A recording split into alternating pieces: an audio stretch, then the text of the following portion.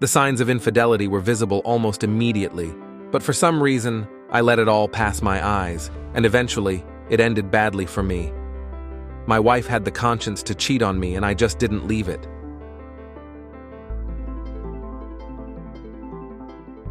My name is Colin Sampson, and I'm a licensed professional engineer. After earning my master's degree, I continued my education, passed the required exams, and fulfilled all other criteria to receive my state license. My field of expertise is in water resources, which may sound impressive, but it mainly involves water supply and sanitation projects. Essentially, I deliver clean water to people and manage waste removal.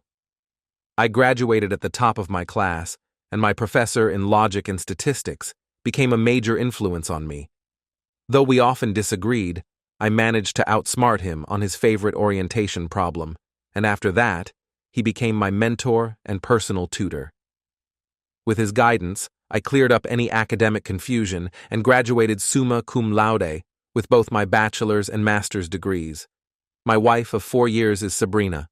We met when she was an intern at a print shop. The copy machine she worked on was broken, and I was there making copies of some blueprints. We bumped into each other a few days in a row, and I was instantly drawn to her radiant smile and legs.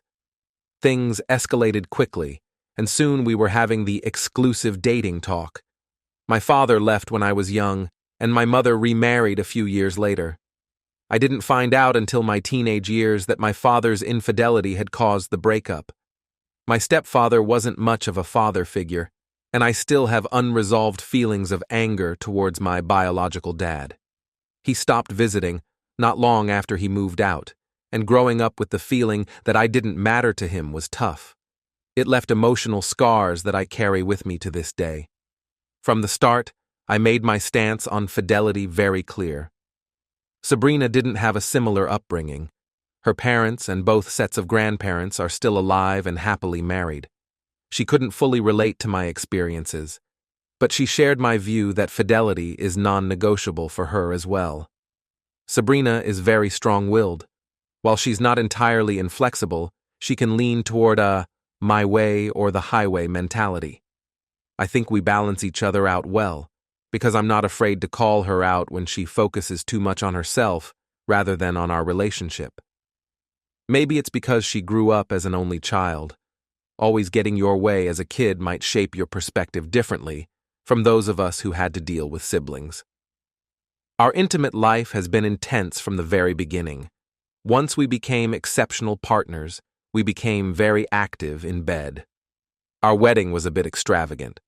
Actually, I felt sorry for Sabrina's mom when it happened. What is it called? A bridesmaid? Sometimes being the only child in a family can be a real challenge for someone. One of our favorite activities is attending musicals at the Performing Arts Theater. We have season tickets, and our typical evening includes dinner beforehand, followed by drinks and dancing, making it a very romantic night out. We go to 8 musicals each year. I was never much of an athlete, but I do enjoy watching college sports. Professional sports don't really interest me. The Olympics are hit or miss. I usually avoid the judged events and prefer those where athletes race against the clock. Sabrina has no interest in sports at all. Sabrina works for the law firm of Simpson and Haggerty, with Simpson being Mrs. Nancy Simpson. She expects her female associates to be prim, proper, and uphold strong moral standards. As a result, Sabrina always makes sure to dress accordingly and usually opts for pantsuits. I don't mind that at all, since the men would be ogling her legs otherwise. Sabrina seems to be the standout among the new hires, and she hopes that one day the firm will be called Simpson, Sampson, and Haggerty. One of Sabrina's best friends from high school is getting married, and Sabrina has agreed to be one of the bridesmaids. The bride comes from a wealthy family, and the ceremony will take place in Cancun. Each member of the bridal party has been given round-trip tickets for 2 and a week-long stay at a timeshare. Most of the wedding party is expected to arrive by Thursday, with the rehearsal dinner set for Friday night and the wedding in the late afternoon on Saturday. From what Sabrina has heard, most people plan to stay the full 7 days. However, due to an important trial on Monday, we'll only be staying until Sunday morning. The trial will be held before a jury, but Sabrina is confident that their case is strong enough to get a directed verdict in their favor. At 4 a.m. on Thursday, we locked up and headed to the airport for our early morning flight to DFW. We'll have a 90-minute layover before our connection to Cancun. Sabrina brought her case folder along for the trial on Monday. I thought those folders weren't supposed to leave the office. They're not, but I need to make sure I've memorized all the key points and our responses. We've invested a lot of money preparing for this case. Do you think you'll even be able to relax on this trip? Definitely. I'll manage my time so I can go over the trial materials and still have fun. I'm ready to let my hair down. After a long wait for our luggage, we finally arrived at the resort. After checking in, we went straight to the restaurant. Since it was an all-inclusive trip, we didn't waste any time and took advantage of all the benefits. While Sabrina was in the bathroom, the manager came over to introduce himself and greet all the new guests. Good afternoon, sir. I'm Julio, the manager. If you need anything, don't hesitate to ask. I was a little worried that Sabrina had brought court documents with her, so I decided to dispel my fears. Nice to meet you, Julio. My name is Colin. How safe are the premises here? We have the best security system in the city, sir. There are 30 cameras installed here, and we have been keeping records for 2 years. We protect our guests flawlessly. I can provide you with records of every time your door was opened. If you have any doubts, we can review the surveillance footage together. Do you want a printout of the daily work of the hall? It sounds tempting. Thank you, Julio. It was nice to meet you. I think we'll really like it here. Sabrina and I found our room and got into bed as quickly as possible. After a short intimacy, I set the alarm and we took a nap. Thursday night was a meet and greet with the bridal party and some early arriving family friends. I barely knew anyone there. I'd met a few of the couples at our wedding, but we had never socialized with them afterward. After dinner, the DJ began taking song requests and the dancing started. Sabrina was wearing a knee-length skirt and a sleeveless blouse showing off her legs. The venue had 3 separate dance floors. The DJ and bar were positioned against the back wall, with one dance floor to the left, one to the right, and the largest one directly in front of the DJ. From our seats, we couldn't see the floor on the left, but people were watching the dancers from the second-floor railing. Sabrina and I danced a few songs, which is about my limit since dancing isn't really my thing. After the first slow dance of the night, we returned to our seats. We hadn't been sitting for a full song before a man came over and asked Sabrina to dance. Can I, honey? Only the fast ones. Okay. She danced a few songs with him and then came back for a drink. Soon, another man approached and asked her to dance. Without looking at me, she accepted. I was chatting with the guy at our table about Friday's golf game, but when I looked around, Sabrina was nowhere to be seen. I went up to the second floor and saw that she was dancing in the left section. That was enough for me, and I headed for the stairs. The fast song ended, and the slow one began. I stopped and watched Sabrina move away from her partner, but when she noticed that I wasn't at our table, she returned to the dance floor. They came closer, swaying together, her partner allowing himself too much. I went up to Sabrina and asked, "What part of no slow dancing don't you understand?" She pushed her partner away, looked at me with wide eyes and said, "I forgot." "I'm sorry." "Have you forgotten?" "Yes, that's right." "And did you like it, buddy?" I asked, turning to her dancing partner. He was silent, so I focused on Sabrina again. "If you don't return to our room within 10 seconds of me, your lawsuit file will be destroyed." I headed for the elevator. Sabrina quickly ran up to our table, grabbed her things, and, when the elevator doors were already closing, shouted, "Wait! Hold the door!" I yelled back, 10 seconds behind me or I destroy it. Take the stairs." I let the elevator door shut. As I was unlocking the door with my key card, the stairwell door swung open. Sabrina, out of breath, kept running towards me and caught the door before it closed. Did you really have to cause a scene? Me? 'Cause a scene? I wasn't the one flashing my butt or showing everything. I lifted her skirt and saw she was wearing a thong. Since when did you become such a cheap tramp?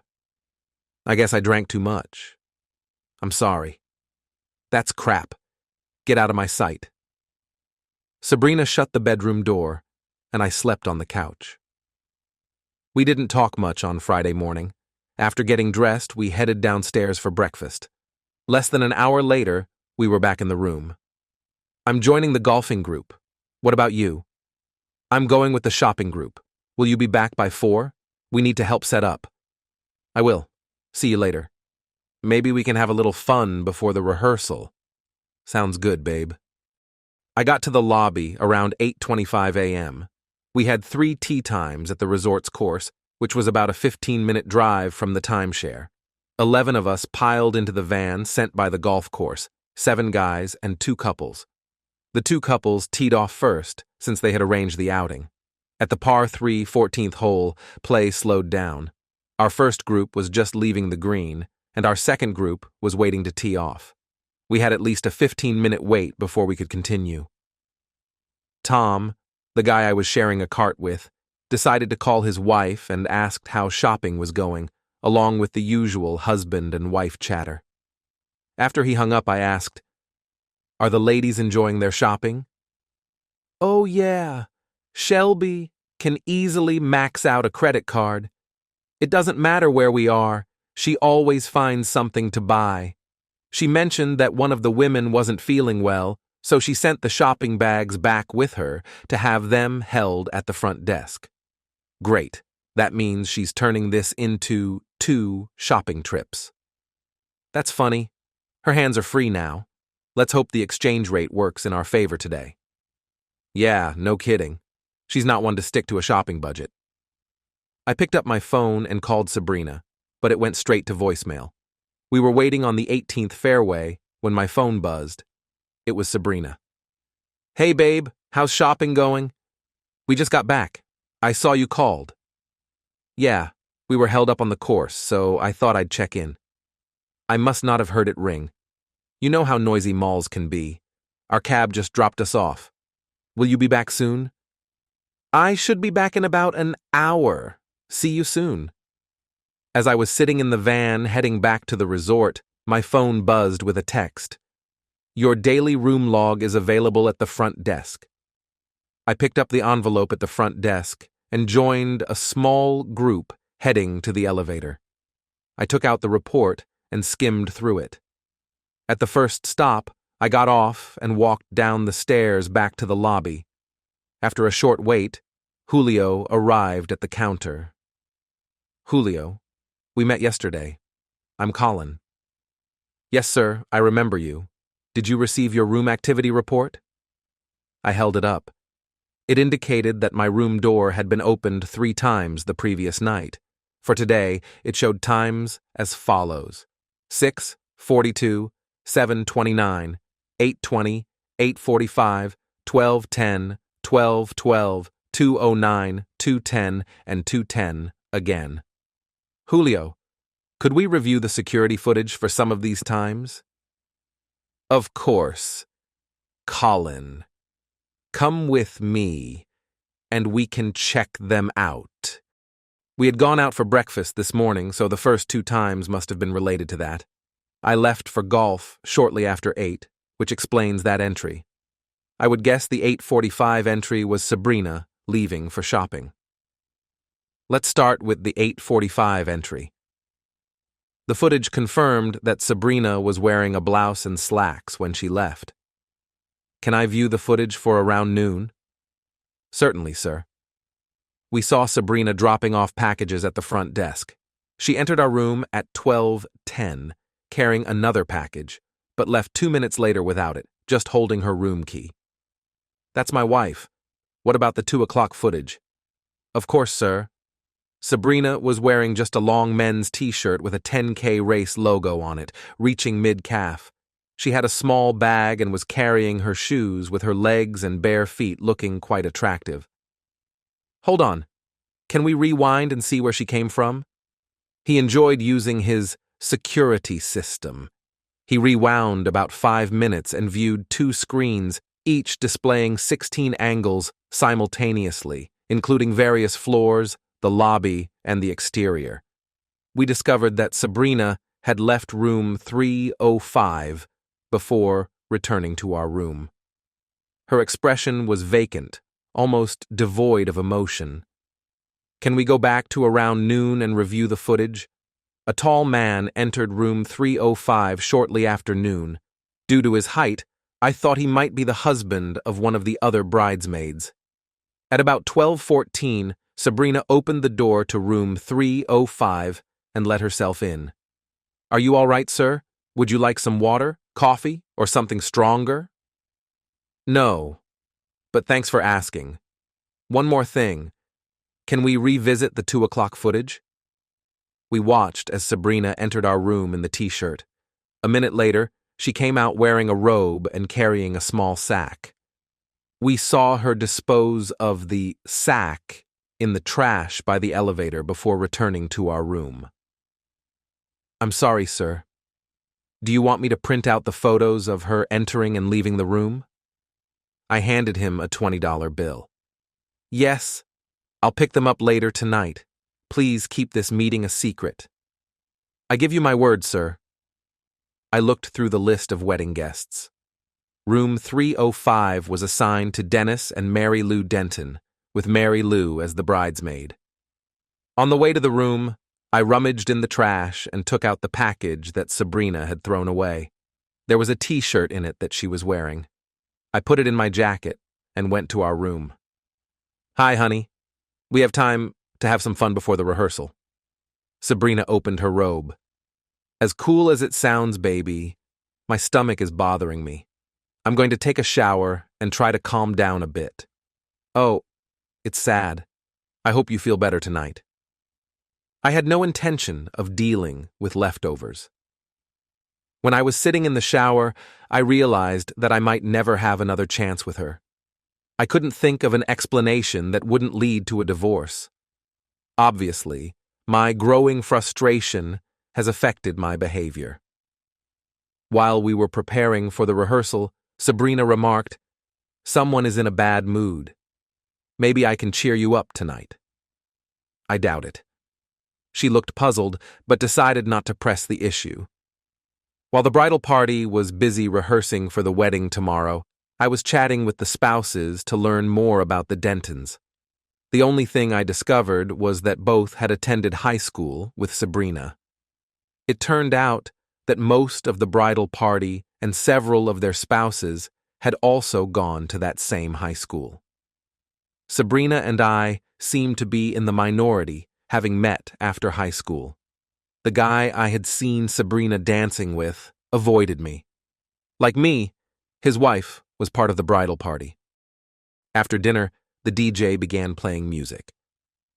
Are you going to dance tonight, hun? No, neither of us is dancing tonight. But I want to dance. Sorry, babe. I told you no slow dances last night and you completely ignored me. No dancing tonight. Sabrina left our table in a huff. She mingled, and I noticed she was avoiding Dennis. I didn't see her doing anything inappropriate with anyone. She was constantly checking to see if I was watching. After avoiding me for 2 hours, she finally returned to our table. Some of us are heading to the hot tub. Want to come? We're not going. We're done for the night. Get your stuff and let's go. What's wrong with you? I'm going to the hot tub. I said pack your damn things and let's get out of here. She saw something in my eyes she had never seen before, which startled her. We became the center of attention, and the area around our table fell silent. Sabrina grabbed her purse and shrugged, then followed me towards the elevators. When we got back to the room, she angrily demanded, "What's your problem? What's gotten into you?" It's not about what's gotten into me, you tramp. I'm just wondering how many times you've served me leftovers. If I were you, I'd lock myself in the bedroom or risk falling off the balcony. Oh, God! No! How did you… Let me explain. I opened the sliding glass door to the balcony and looked back at Sabrina. Shut up! Damn it! I started toward her, but she hurried into the bedroom and slammed the door behind her. From the other side, I heard her pleading, Colin, please, can we talk? You can put on a show during the wedding, but we're done. Don't say that. I love you. I slammed my hand against the bedroom door and said, Shut up, you a girl of easy virtue. We're done. Sabrina was crying. I left the room quietly, went downstairs to the lobby and picked up the envelope Julio had left for me. There was a self-service copy machine in the business center, so I made 2 copies of each photo. I watched TV until 2 a.m., and Sabrina's crying continued until midnight. Saturday morning was incredibly tense. Every time she tried to speak, I made it clear that she should be quiet. I kept Sabrina in sight whenever we were out of the room. Around noon, she began preparing for the wedding. After spending some time with the bridal party, many of the ladies tried to cheer Sabrina up. While they went through their pre-wedding activities, I stayed hidden in the lounge. A few of the spouses had casually checked in to see if everything was okay, and I suspected Sabrina was behind it. During this time, I changed my return flight to the red-eye leaving for DFW at midnight. Once the wedding was finished and the reception had moved on to the cake and dancing, Sabrina finally spoke up. Are we dancing tonight? Feel free to, but if I see any of that nonsense I witnessed Thursday night, your room key might not work. That's fine. I only want to dance with you. We didn't dance. It was clear she wanted to talk, but I knew it would lead to yelling and shouting, so I avoided it. After the wedding ceremony, every time I got Sabrina a drink, I slipped a sleeping pill into it. She stayed awake until the bride and groom said their goodbyes to the crowd. I'm not feeling well. Can we go back to the room? Once Sabrina was asleep, I packed up. I took her passport, driver's license, credit card, and the trial folder. I left a set of pictures in her suitcase with a note that read, I've already left for home. I prepared a package for Mary Lou Denton, which included the set of pictures and the shirt Sabrina had discarded. The note with the package said, Mary Lou, this is the shirt my soon-to-be ex-wife Sabrina wore when she left your room on Friday. The pictures showed Dennis and her together for about 2 hours. Colin. As I waited for my cab to the airport, I noticed the Dentons were still celebrating. Mary Lou, here's a package and a note for you. Dennis, I hope your divorce is the most painful one imaginable. You'll be looking over your shoulder for a long time. You may not know when, but you haven't seen the last of me. I saw fear in Dennis's eyes, but I didn't want to get involved with the police. As the cab driver loaded my bag, I saw resort security heading toward the reception room. As we drove away, I saw a bloody Dennis being escorted by security, clutching a towel to his forehead. I was drained but managed to get back to my house by 7 a.m. Sabrina would be waking up soon. I had managed a few short naps on the flights to and from DFW, so I wasted no time getting the coffee started. With minimal food in the fridge, I began snacking on cookies and energy bars. My phone buzzed with a text. Where are you? We need to leave for the airport in an hour. Why didn't you wake me? A smile crept across my face. I figured it would be less than 10 minutes before she would be completely panicked. My prediction was accurate. My phone rang, but I let it go to voicemail and listened to the message. Colin, I'm sorry, we can get through this. You can have a hall pass, even 10 hall passes. Please, just talk to me. I replied with a text. I'm already home. Your passport, driver's license, credit card, and trial folder are on the kitchen table. I won't be here when you get back. I counted backward from 20, but my phone rang again before I reached 0. I let it go to voicemail once more. The anger was palpable in her message. "You bastard! I'm stranded here. I have to be in court in the morning." Unable to resist, I sent a reply. "Too bad. You weren't part of my plan. Can you relate to that?" "Oh, wait. Of course you can. Friday at noon was your afternoon delight. Well planned." I scanned the set of photos into my computer, added annotations like "her husband's room" and "not her husband's room," and sent them to Sabrina with a BCC to everyone in the bridal party, as well as Sabrina's parents. The message Sabrina sent about an hour after her outburst nearly made me feel sorry for her, though I said nearly. She was crying so hard she could barely speak. I can't get help with my passport until tomorrow. Oh my God, she's gonna fire me. Please help me. Do something." I did do something. I deleted the message. It was too pathetic to listen to. I replied with a text. "If you want, I can deliver the trial folder and a set of pictures to Mrs. Simpson." I had considered that I shouldn't have that folder in my possession. I thought this might be my way out of trouble. Sabrina's response was that of a broken person. "Yes, please get them to her, thank you. I never meant to hurt you. Can we at least talk?"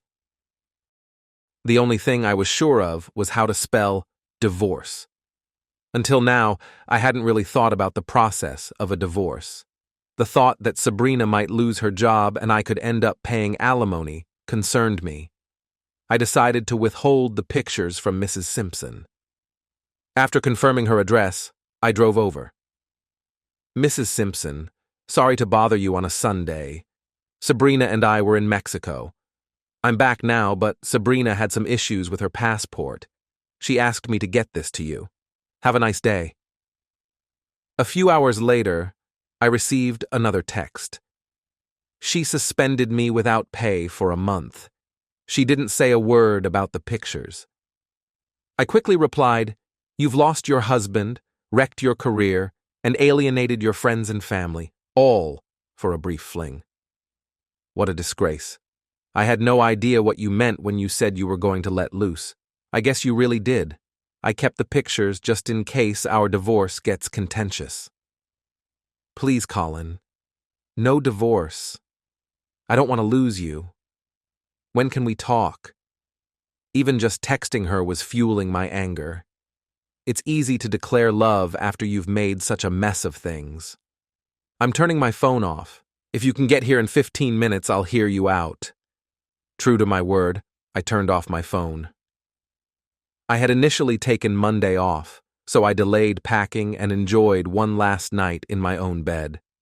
At sunrise, I listened to a few more voicemails from Sabrina, which seemed straight out of the cheater's playbook. I decided to look for temporary accommodation through bed and breakfasts. I found one close to work for about $350 per week, including fees. There was an 18-day slot available starting today, so I went to check it out. It was perfect, and the property representative, Denise, though a bit reserved, encouraged me to book it.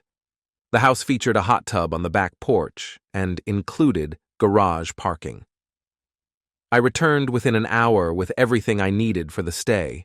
I located a storage facility and made several trips home to collect my belongings, ensuring that I destroyed any photos of myself. It takes a unique kind of person to rent out their house to strangers. Denise and I chatted on Monday night. She runs a business from home and will turn 50 in a couple of months. Her husband, Roger, passed away in a car accident a few years ago. She has 2 daughters. One lives 1,000 miles away, is married, and has no children, while the other, Carrie, lives nearby, is divorced, and has a 3-year-old daughter. On Tuesday morning, I woke up to the aroma of bacon, a nice breakfast prepared by Denise. I took a long lunch to meet with the divorce attorney. He promised to file the paperwork promptly and serve Sabrina by Thursday if she's back in town. In typical cuckolded husband fashion, I began juggling finances. Sabrina made it home Tuesday afternoon and was relentless with her voicemails and text messages. I listened to them and responded with a text. "You wanted to talk? Can you meet for drinks Thursday night? Yes. Where are you staying? As far away from you as possible. That silenced her. The housing agreement covered breakfast, but Denise seemed pleased when I also agreed to have dinner with her. Whether she realized it or not, she had become my counselor. I didn't expect her to have any answers, but I needed to express my feelings openly to have any chance of moving on. Just having someone to listen and ask probing questions was very therapeutic. On Wednesday night, we were joined by her neighbor Kathleen, a devout churchgoer with strong opinions. I glanced at Denise a few times, but she just shrugged and smiled. After Kathleen left, I remarked, "That was definitely an unusual experience." She's feeling quite isolated. Her husband is stationed abroad, home for just 2 weeks, then away for 10. I hope it wasn't too hard for her. Not at all. She's almost amusing to listen to. She seems to have some significant issues with reality. Yes, she does. Thank you for putting up with it. Would you like some peach pie? Carrie made it. I'd love a piece. I also found out more about Denise's family. Carrie had gone through a difficult divorce, and Denise's granddaughter, Celeste, seems to have Denise completely under her control. Thursday night, my stomach was in turmoil by the time I reached the table where Sabrina was seated. "Hi, Colin. How are you?" "I'm just great, and you?" Devastated. "I was served earlier today. Couldn't you wait until we talked?" "What's there to discuss? I don't need to understand your reasons. For all I know, you might have been doing this throughout our entire marriage. Do you think handing me hall passes will fix things? Not a chance. I never wanted a promiscuous wife, and I'm certainly not interested in having a supposedly reformed, promiscuous wife. It became clear in Cancun that you only care about yourself. Rules and vows mean nothing to you. So, what exactly is there to talk about?" "Colin, I wasn't sure I could express what I needed to, so I wrote you a letter. Even if we end up getting divorced, I promise I will do everything I can to win your heart back." I took the letter from her trembling hand. While another man might have softened, I wasn't raised that way.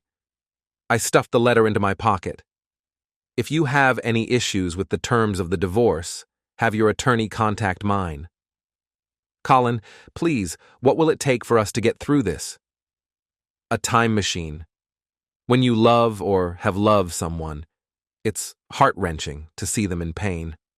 I wasn't taking her back, but this was hard. Every please was met with a firm shake of my head. Denise was waiting when I pulled in after 10. "Want to talk?" "Number wait. Yes. I don't know. This hurts." The first question you need to answer honestly is this: are you better off with her or without her? Denise offered a hug, which I gratefully accepted. "Thank you. I'll think about it." My stomach was in knots. I went to bed but didn't fall asleep until well after midnight. On Friday afternoon, I left the office early to watch my alma mater's game in the NCAA first round. We were comfortably ahead at halftime. I had been enjoying the company of Celeste, a bright 3-year-old with a mischievous glint in her eye. A woman in a chic outfit walked in through the front door without knocking. She was attractive, though her physical features were fairly average. "You look great in that outfit. You must be Carrie." "Yes, I am. And you must be Colin." "That's right. Your daughter is adorable and quite the little flirt." "She is very outgoing. Mom mentioned you're staying for 2 more weeks." "Not quite 2 weeks. She has another engagement. I've enjoyed this so much that I've booked 5 more weeks after her next guests." "What are you watching?" "The basketball tournament. Feel free to sit down. The second half is about to begin." "No thanks. I'm not really into watching men play sports. I'd prefer to go to a show or a play." "Would you like 2 tickets to a musical at the Performing Arts Theater? They're for tomorrow night at 7 p.m. "Are you not using them?" "Due to recent changes, I don't have a date. If you can use them, great. Otherwise, they'll go to waste." I found the folder with the printed tickets and gave them to Carrie. She examined them briefly before heading off to find her mom. "Thank you. That's very thoughtful of you." "You're very welcome. It's just a small token of appreciation for how well your mom has treated me." Carrie and Denise spent the next hour chatting quietly in the kitchen. Carrie appeared in the doorway and said, Colin, if you're free tomorrow night, would you like to go to a musical?" It wouldn't be a date, just two people sitting next to each other and enjoying the show. I didn't need a second invitation. I already knew how to make Sabrina jealous. Only if that stranger is you. Do you think this stranger would like to have dinner before the show? I'll be there at 5. Mom will be watching Celeste. Would it be a problem if I ordered a larger meal? Not at all. If you don't have another nice outfit, you can just wear that one. It looks great on you. I'm not concerned about myself. I hope you clean up nicely. Now I understood where Celeste got that mischievous gleam in her eye. Carrie gathered Celeste and we said our farewells. It was nice to talk about something other than my job or personal issues. Even though it wasn't meant to be a date, I was definitely feeling a bit nervous about Saturday. I had my chance to take a jab around noon when I got a text from Sabrina. My calendar reminded me about our musical tonight. Are we still going? I'm going with someone else. Am I that easy to forget? It's impressive. That's exactly what I thought in Cancun. I'm sorry, Colin. Did you read my letter? Not yet. Honestly, I had forgotten about the letter. My first thought was that her lawyer had probably put a spin on things. I glanced at the envelope but decided it was still too early to put myself through that. Carrie arrived around 4 o'clock. Denise, Carrie, and I sat around the kitchen table, making small talk. Carrie was just as nervous as I was. As 5 o'clock approached, Carrie told Celeste, "Behave for Grandma. I love you." After Carrie received a big hug from Celeste, we headed out. We went to the same restaurant Sabrina and I used to visit. The conversation mostly revolved around work. Carrie, a structural engineer, had yet to pass the professional engineer exam. I'm envious. I've taken the test twice and still haven't passed. Well, I was determined to pass it. I was a full-time student until I did. I bet you were working. I was. It's clear now that you really need to focus exclusively to pass it.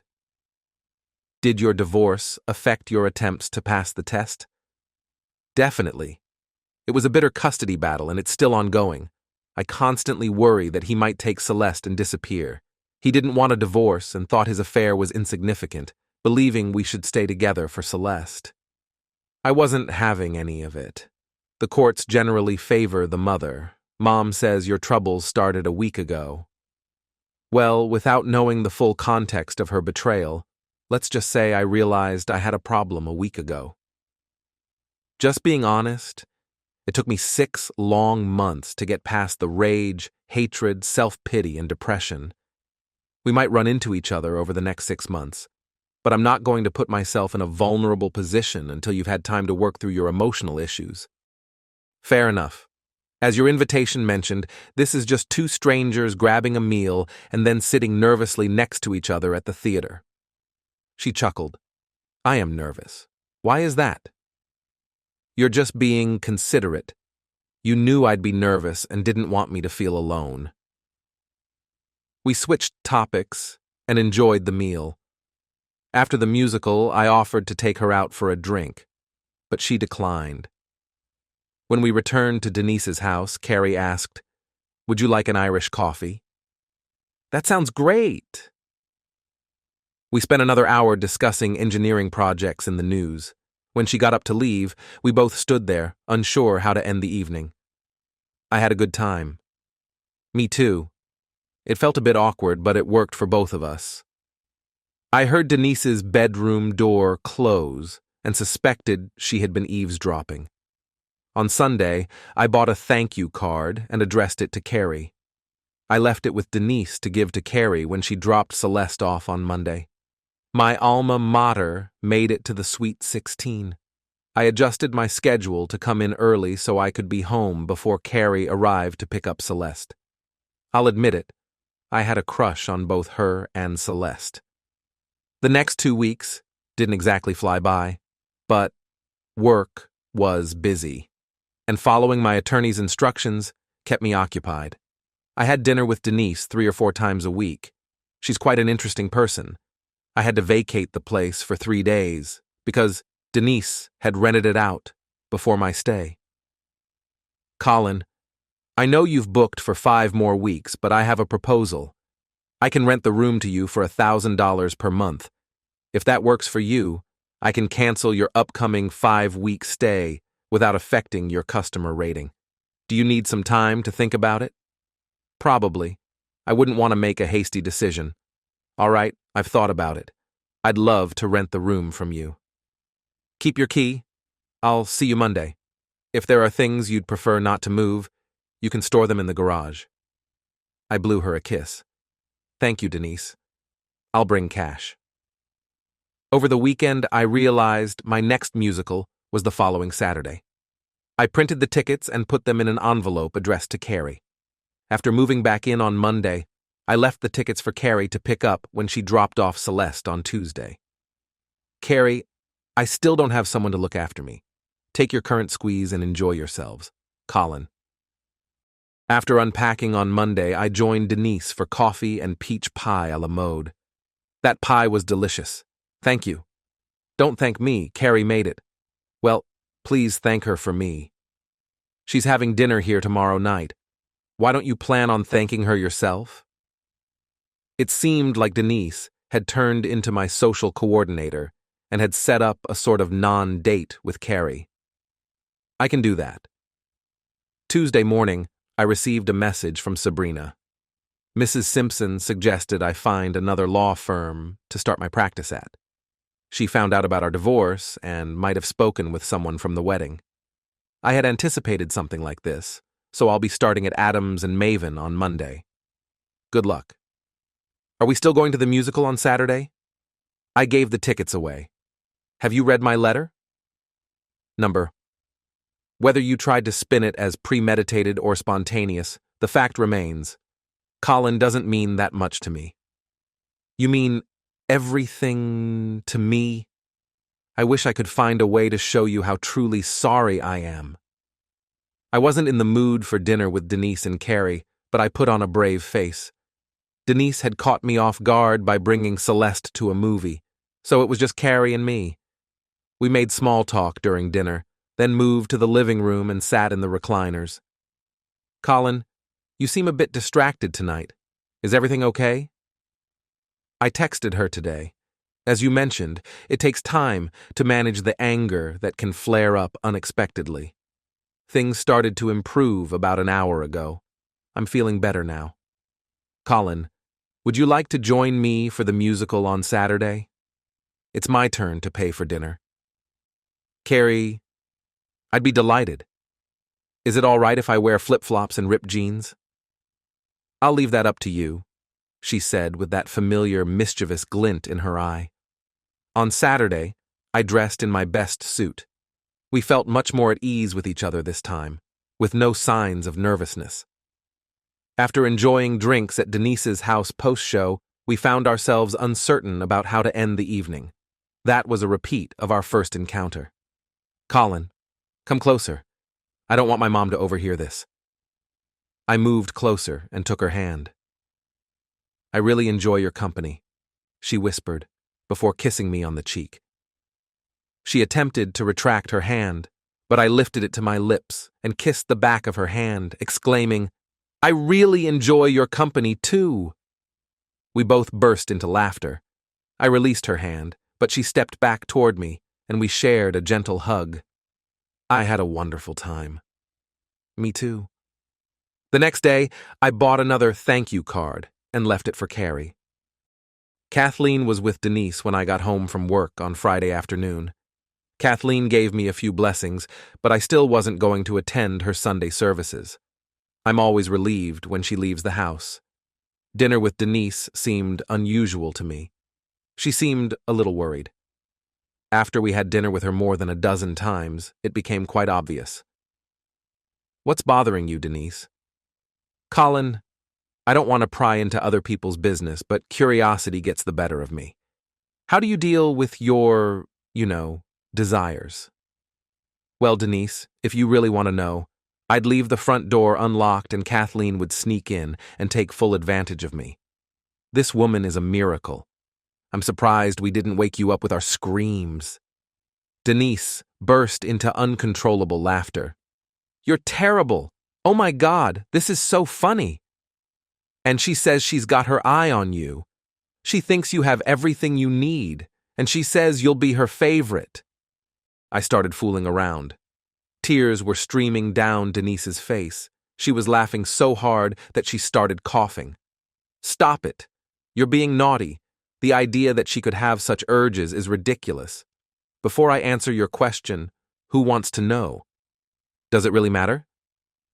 "Probably not. But I'm curious too. Are you asking about yourself because you're starting to think you might be a cougar? Maybe the thought of being with a guy who looks normal, but who doesn't have everything right with his personal life, makes your hormones stir. Or maybe you're looking for someone close to you. On the other hand, maybe Kathleen is too shy to offer a friendship agreement to benefit herself and asked you to raise this issue." Through her laughter, she said, "Well, it's not for Kathleen. Let me ask you this. Roger passed away a few years ago. How are you dealing with your desires?" "That's different. We were in love and raised two wonderful daughters together. The idea of being with someone else doesn't appeal to me. Maybe that will change in the future, but it hasn't so far." "It's not so different.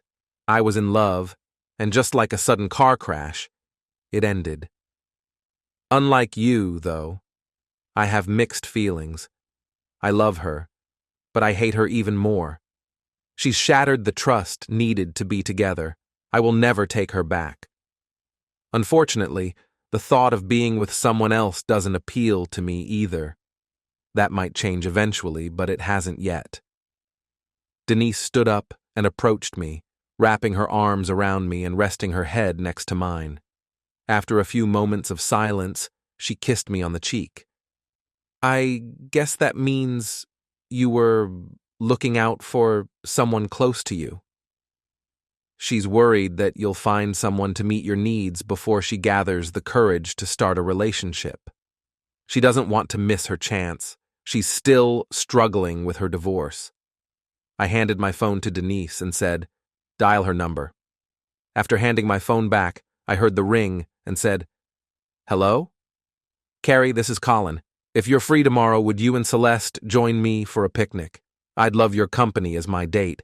If you can find a good babysitter on such short notice, we could even continue into the evening." Denise playfully slapped the back of my head. "Colin, I'd like that. What time should we meet? I'll drive over to my mom's house." "How about noon?" "That works. See you tomorrow. Good night." "Good night." Denise gave me another hug and kiss as her cell phone rang with Carrie's ringtone. "I'll leave you two alone. Good night, Denise." "Good night, Colin. Don't forget to leave the door open for Kathleen." "Will do. Make sure to leave your door open for her, too." She threw the book she had been reading across the room at me and said, "Stop it." Carrie and Celeste arrived around noon. Since I didn't have the right car seat for Celeste, I put the picnic gear in Carrie's car and she drove. "You can drive," I offered. "I don't mind driving. The medication has me feeling pretty relaxed." She tapped the brakes and I reached for the dashboard. "Looks like the medication isn't quite doing the trick." We both laughed. I really enjoyed playing with Celeste at the playground. If it was a test, I think I aced it. Carrie and I shared a few gentle kisses and hugs. That evening, after Celeste told Grandma how much fun she had, Carrie and I went out on a proper date. We had dinner and then went to a nightclub. Although several men invited her to dance, she refused them all. We danced a few times, but it's not my type. Instead, we spent time imagining how all the couples met on the dance floor. Carrie has a very vivid imagination, and it turned out to be a fun way to pass the time. When the evening was over, I helped Celeste into Carrie's car. After putting her in the car seat, Carrie turned to me. "Colin, I had a wonderful time today. Can I hug and kiss you properly this time?" I didn't have to be asked twice. I was a little embarrassed when her kiss turned the arrow 90 degrees almost immediately, if you know what I mean. "Calm down. You'd better go inside and get ready to meet Kathleen." Now I was really confused. Obviously, Denise was aware of our conversations. "That's a good idea. I can't tell you how much I needed a day like this. See you on Monday. Good night, Carrie." Her eyes sparkled as she replied, "I needed it too, Colin. Good night." As I turned to leave, I noticed Denise watching me from the living room window. She quickly disappeared. Kathleen never showed up, and I spent the whole night awake. The following Friday, I joined Kathleen for dinner at Denise's house. While Kathleen had her back to the refrigerator, I filled my glass with ice. At the same time, I grabbed my chest with one hand and licked the back of my other hand, mouthing, "I can leave you two alone." Denise loudly said, "Colin, please sit and join us." Kathleen was completely unaware and started her mission to convert me. As I may have mentioned before, it's always a pleasure to watch her leave the house. "Pretty proud of yourself, huh?" Denise remarked, giving me a quick kiss on the lips, followed by a long hug. She has a great figure, though you'd never guess it with the loose tops she wears. "Thanks for everything. Carrie mentioned you're taking her to a movie tomorrow?" "Yeah, at the Megaplex. I'll let her choose." "I hope Kathleen realizes you're dating again." "Me too. With her connections, I might end up burning in hell." Sabrina was persistent in being sweet and caring. She sent me texts every day and called occasionally. Despite my efforts to make it clear that the divorce was inevitable, she kept hoping I'd forgive her. I started to realize that her messages and calls no longer made me angry. I think I'm moving on from her. Denise held a small gathering for her 50th birthday on a Sunday afternoon. I had brought a few gifts, labeling one with Kathleen's name and the others with mine. I made sure to slip Kathleen's gift into the pile after she had left. Carrie and I were sitting on the couch when Denise began opening her presents, thanking each person as she unwrapped them. When she got to the gift I marked as being from Kathleen, she let out a gasp, ran from the room with the box, and disappeared into her bedroom for a moment. When she returned, she laughed and pointed at me. "Colin, you're awful. I'll get you for this." Carrie noticed the mischievous grin on my face and demanded, "Tell me what you did." "It's an inside joke," I replied. "She'll explain it better." What I had actually bought was a collar from an adult store that read, "My Beich." Denise eventually came back, her face flushed red. She had to work hard to divert the curiosity of the other guests, which only made her blush even more. Now, her friends probably thought she was a cougar, and I was her younger lover. I couldn't help but enjoy it. Only Dennis, Carrie, and I were left in the crowd. Carrie was very curious. "Tell me, what was in the package?" "You don't want to know that." "Nope. Tell me." "Well, okie dokie." And she told me everything. Both ladies giggled. Denise continued, "Carrie, that's what you wanted to know. Two people can play this game. What do you do with your desires?" Carrie turned pale. "Oh my God. I just wanted to. Oh my God, it's hard. Why did you say that?" "Oh no, no, no, you can't back off now. Let's hear it. What do you do with your desires? You know what Colin does with his own." "I use toys. Are you happy now?" I moved closer to Carrie and hugged her tightly to me. Carrie pulled my head down to her, giving me a delicious kiss. "I'll get a room," Denise chirped. After tidying up from the party, Carrie and Celeste prepared to leave. I walked them to the car. Once Celeste was secured in her car seat, Carrie turned to me, drawing me in for another kiss. Would you be interested in another movie night next weekend? I'd really like that. Our movie nights had become dates. We held hands, cuddled, and behaved like a couple. I found myself eagerly anticipating these little outings. The divorce hearing was set for Thursday. On Tuesday, I ended up staying late at work. So it was around 6 when I finally got home. Both Carrie and Sabrina's cars were there when I arrived. All I needed to complete this scenario was for Kathleen to show up too. Sabrina, what a surprise. Carrie spoke up. Hi, honey. How was work today? She walked up to me, wrapped her arms around my waist, and tilted her head up. I hugged her back, looked into her eyes, and kissed her. Pretty good. How was your day? Still working on the Evergreen project. Mom took Celeste out for some ice cream. Sabrina and I have just been chatting. Sabrina looked confused and upset as she asked, Can we talk privately? There's no need. You can say whatever you need to say in front of Carrie. She's been through a divorce, so there's nothing she hasn't heard before. I leaned down, and Carrie kissed me, this time slipping her tongue into my mouth. I responded, caressing the side of her breast. Colin, I don't want a divorce. There has to be a way you can forgive me. What do I need to do? Sabrina, I've been clear for the last 3 months. We are not getting back together. But I want you. Carrie stepped in. There are easily hundreds of women in this city who want someone like Colin. He could be happy with any of them, but he can't be happy with you because he can't trust you. You say you love him, but how can you torture him by making him doubt what you're really doing every time you're apart? For the next 50 years, he'd always be wondering, and that's no way to live. I want nothing to do with my ex for the same reasons. Sabrina's face twisted into a sneer as she said, So, you need someone else to speak for you now? You never listened to me, but everything she's saying is the truth. I loved you more than words can express, but that wasn't enough for you. I refuse to live with constant anxiety, not knowing what you're up to. Sabrina headed for the door. As she stood on the front porch, she said, I love you, Colin. I love you too, Sabrina. I hope everything works out for you. One last thing.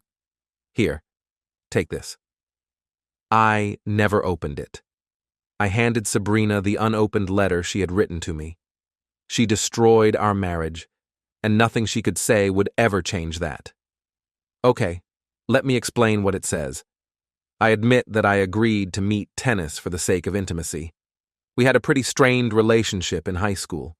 When I entered his room, a feeling of guilt gripped me even before anything happened. Dennis was upset, and after a while began to show aggression. Well, what happened next is terrible. Bravo, bravo. This is exactly the outlandish story I was expecting to hear. You did what you planned and turned yourself into a victim. If that's true, I'm sorry for you, but you might as well stay away or refuse over the phone. But you didn't, and everything else, like our story, went on as usual. Colin, I understand why you might doubt me, but it's the truth. And to reassure you, that was the only time I ever disrespected you and our marriage. Sabrina, you're right. I have to question everything about our relationship. It seems like you were so close to sparing us all this pain, but you didn't. It's time for you to go. Sabrina just stood there, staring. Carrie stepped away and closed the front door. I think she's being honest. Maybe a better man could forgive her. I think you've treated her with respect. She's the one who created these problems. I know. How long did you say these conflicting emotions lasted? I'll let you know when mine finally disappear. By the way, did I mention that you can touch me? I was just acting. Did I say you could kiss me like that? I was just acting, too. Don't start something you can't finish. I went to Carrie. She raised both hands to stop me. I grabbed her wrists and lifted her arms above her head. I pushed her back against the door and kissed her. We engaged in intimacy. I walked Carrie to her car, and we agreed that I would come by in a few hours when Celeste was asleep. She mentioned that I should plan to stay for a couple of hours, which definitely got me excited. Once inside, I explained, "Denise, I have a project meeting tonight, so I won't be back until midnight. You might want to lock the door so Kathleen can't get in. If she can't find me, she can go look for you." Giggling, she said, "You're bad. How do you feel about Sabrina right now?" "It's over with her. Tonight was exactly what I needed to move on." "I'm glad to hear that, Colin. You know, Carrie wasn't pretending, she was just hoping. I made dinner early today. It will take about 10 minutes to warm everything up." I arrived at Carrie's house shortly before 9 in the evening. She was still wearing the same blouse and trousers. As soon as the door closed, we resumed what we had started earlier. Since we both had to work the next morning, I got dressed. "Colin, I do not know what this will mean for us, but I really needed it." "Carrie, I needed that too. You were exactly what I needed. I'll call you tomorrow to tell you that I still care about you." "You better do it." And I did, both at lunch and after dinner. On Thursday, after learning that the divorce was finalized, I texted Carrie, "Do you want to come over tonight and celebrate? See you at 9. Later that day, I received a message from Sabrina. "Can I take you out to dinner and go to the movies?" Sabrina, you need to find someone else you can love. I hope you go to a psychologist to deal with your self-destructive behavior. I will always take care of you, but I can't live with you. Thanks for the offer, but no. Please, move on." That evening, when Carrie opened the door, she was wearing a nightgown, and this was a clear sign. That night, we made love. No promises or expectations, just two people enjoying each other's company and intimacy. Carrie talked about the breakup of her marriage. Her husband, David, was an intern who seemed to be crazy about the woman from the diner. It turned out that he had forgotten to mention that he was married.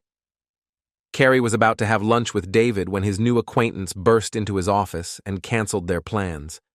Chaos ensued when the woman revealed that she and David had had an intimate relationship several times. "Colin, I have to warn you that, in my opinion, David may be mentally unstable. As soon as he finds out we're dating, he could potentially come after you. Carrie, you're worth it. I'm willing to take the risk." I noted to myself that Carrie can be absolutely amazing in bed when she feels like she's being taken care of. Carrie and I continued dating for another 6 weeks before talking about exclusivity. The conversation was short. She's been my only partner since Sabrina and I broke up, and I've been her only partner since her divorce. She knew how I felt about infidelity, and I shared my past with her. At that time, I was still living in Denise's room because we weren't ready to live together. Kathleen still believed that I cared about her religion. At work, we signed a contract under which I had to carry out several on-site inspections. This was the first test in my relationship with Carrie. Even though I had no reason to doubt Carrie's loyalty, when I first called her at night and her phone switched to voicemail, I was worried. An hour later, I tried again, but switched back to voicemail. My insecurities got the better of me. I have some personal problems that I need to solve. She called back around 10. "Hello, dear? I saw that you called several times." "That's what I did. I must have forgotten where you were." "Of course. Do you remember I mentioned that I'm taking the engineering exam today?" "Yes, I remember." "What time did it start?" "At 6. I understood from your questions that you were alarmed when I didn't answer." "I'm sorry. How did the test go?" "Much better. I have a great tutor. When does your plane arrive?" Carrie met me at the airport. We had dinner, and I realized that I wasn't the only one facing problems. "Colin, Maybe we're in too much of a hurry. I trust you, but I was very worried when you called only late at night. Carrie, you're not alone. I felt the same way when you didn't answer that night. We are two people with vulnerable hearts. We will definitely have moments of uncertainty. One missed call is not enough to change my feelings for you. I know we haven't talked about it yet, but I love you. Through tears, she replied, I love you too, Colin. After dinner, she said, Celeste will stay the night with her mom. Would you like to stay one more night on the road? The next day, I was useless at work. We didn't even quarrel, but the passion was so strong that it resembled a conciliatory intimacy. After a few hours, we fell asleep in each other's arms. I went to work after enjoying another unforgettable act of intimacy with Carrie. We took things slowly, and before we knew it, 6 months had passed. Carrie made a big deal out of it. I felt in my heart that I was over Sabrina, but life has a way of reminding you not to take anything for granted. A few months later, I received an invitation to Sabrina's wedding.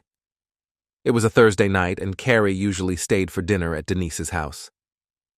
Colin, you're not yourself tonight. I can't quite put my finger on it, but you seem off. Carrie, you know me pretty well. I handed Carrie the invitation. She read it and then passed it to Denise. Ouch. Looks like you've had to face the reality that you've been replaced. It's what she felt when she saw us together that night she came over. I guess so. It just brought up some feelings I thought I had moved past. Flip it over and read the back. Denise read it and then passed it back to Carrie. Colin, I plan to be the most faithful, loving wife the world has ever known. Well, she'll be second to me. Whoever ends up with me will have the most faithful, loving wife in the world. Oh, and by the way, we're not going to her wedding. Got any prospects lined up? No, but I'm starting to get a bit impatient. I've got my eye on someone. He's in his early 30s, but still lives with his mom. He's got some unresolved mommy issues, huh? Maybe with a bit of your help, he could live a normal life. Hang on a second. Denise and Carrie were giggling. I found Celeste watching TV and asked her to join us in the kitchen. Celeste, I was thinking of asking your mom to spend more time with me. What do you think? Mommy smiles when she sees you. I glanced at Carrie, who shrugged. Nana smiles when she sees you too. She waits by the window and says, Colin's home. I looked at Denise, who also shrugged. Carrie stared at Denise, her smile fading. Will we stay here more, Colin? Actually, I was thinking I'd be spending more time where you live. Won't that make Nana sad? Denise joined in. Honey, I'll still see you as much as always. I know Colin and your mommy will make sure I'm not sad. Colin, will you read me bedtime stories? Anytime you want, sweetie. Mommy, you're smiling again. I think you like Colin. I do, sweetie. I fished a box out of my pocket. I wasn't sure you'd even be interested in getting married again. Dropping to one knee, I opened the ring box. Carrie, will you marry me? Carrie pushed me over and landed on top of me. Yes! After our brief display of affection, Denise remarked, Get a room. Celeste jumped on the pile. After enjoying some peach pie that Carrie made, we called it an evening. Denise watched Celeste that night, and Carrie and I spent several hours being intimate. On Friday afternoon, Carrie and I packed my things and loaded both cars. I'm going to miss you, Denise. Thanks for letting me out of my lease. I'm really going to miss your peach pie. Carrie playfully slapped the back of my head. Keep being silly, and you might not get any more. After hugs and kisses, we drove to Carrie's house, and I settled into my new surroundings. I read 2 books to Celeste at bedtime. We both opted out of attending parties solo, not wanting to cause the other any concern. That's how it is when you're trying to find love again. Even though I wanted to send Sabrina an announcement, Carrie's wishes won out, and I managed to rise above the minor grievances. I declined any suggestions about having our honeymoon in Mexico. Celeste was absolutely charming as the flower girl, and Carrie looked stunning and radiant in her wedding dress. Her ex-husband, David, turns out to be quite pleasant when he's with Celeste on his weekends. I suppose our marriage ended up saving him some money. Denise started renting out her room again after I moved out. I still jokingly call her a cougar in training. She still flirts far more than you'd expect from a mother-in-law. Kathleen continues to join us for Friday night dinners at Denise's house. It's always a pleasure to see her leave the house with a smile. Celeste and I are the best of friends. I read her bedtime stories, and she shows me how her dollhouses work. Carrie and I waited 2 years before growing our family. Celeste now has a baby brother.